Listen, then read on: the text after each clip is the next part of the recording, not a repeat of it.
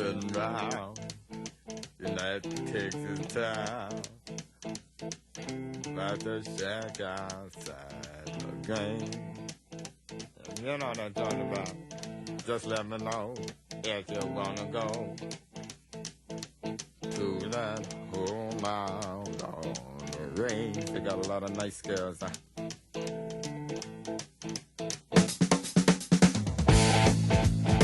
I'm racing.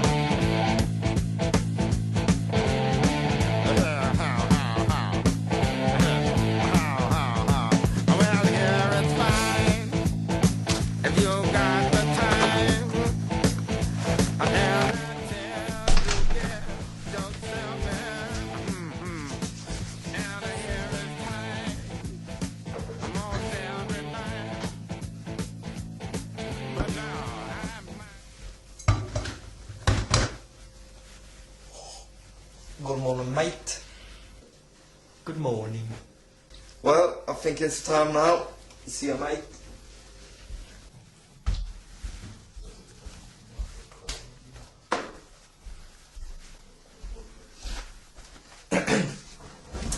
Alright, go.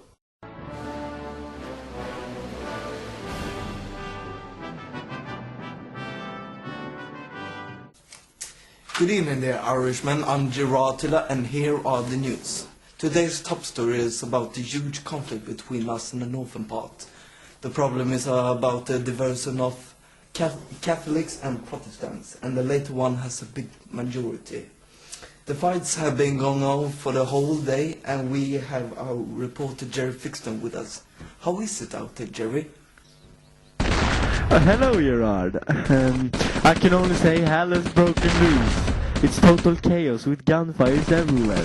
I've already hurt my neck. It's not safe here. I want to go home. Please, Gerard, can you come and get me? Well then, let's continue with sports. How did it go for us against Hungary, Roy? Well, Gerard, our own participant in the European Championship, Islanders, won their qualification game against Hungary with 4-1. Robbie Keane scored 3 of the goals, and with him to thank. Though it was an easy game, I'd say. Other news of interest is that the famous cricket player Brian Lara has made his last season, and the spot is now open for new young talents out there. Back to Gerard. Thank you, Roy.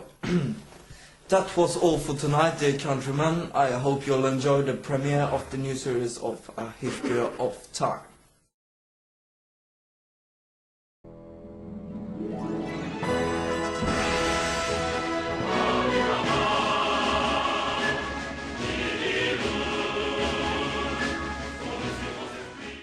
Welcome to the first episode of A History of Time, here on BBQ 2.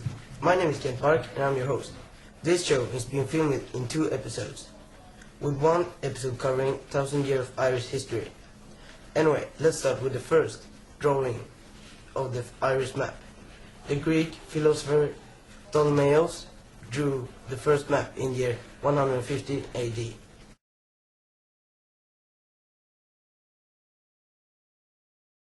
Around 430 AD came the first Christian missionary to the island. It didn't take long until the Irishmen accepted the new religion.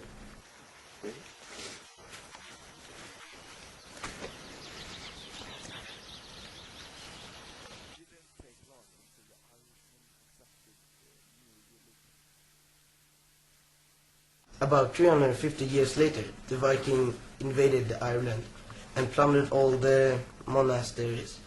They made a terrible bloodbath.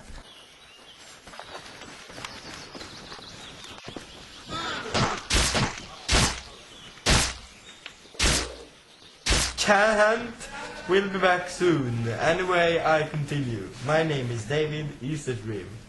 But then, in 1014 AD, the King of Ireland, Brian Boru, defeated the Vikings, and he was hailed as a savior of Ireland.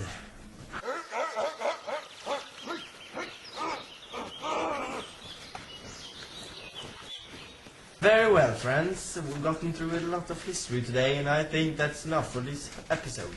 In the next episode we will talk about when the Scots invaded Ireland and when Ireland officially became part of England. But that's next time. I hope you've learned something and share that with your beloved.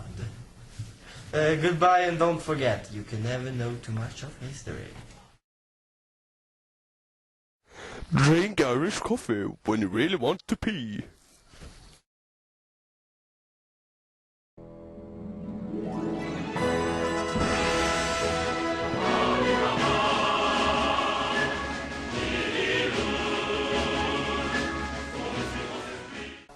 Welcome, dear friends, to the second and the last episode of A History of Time.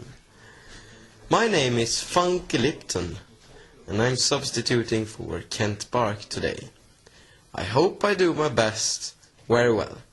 This show will start with the Scottish invasion of Ireland. This happened in year 1315 AD, but the Irishmen didn't give up. They called with strong resistance, and at the end of invasion stopped in year 1317.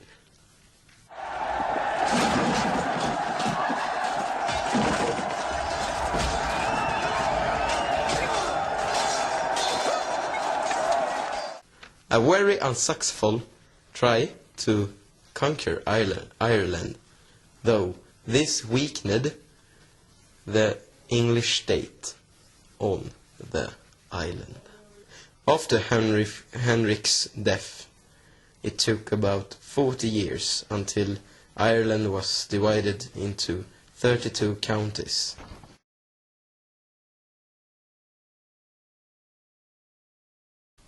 In 1693 was a tragic year for Irish Catholics. Several rules and laws were introduced to make it hard for them to live. They weren't allowed to occupy weapons, inherit or buy things from Protestants, or own a horse worth more than 5 sterlings. We can all agree that this was a very sad time for all Catholics. But during the very first beginning of the 19th century, Ireland became a part of England. This lasted for over 100 years until they were separated once again. 1921 started a civil war in southern Ireland, and the island was divided into 2 parts, where Northern Ireland remained under British command.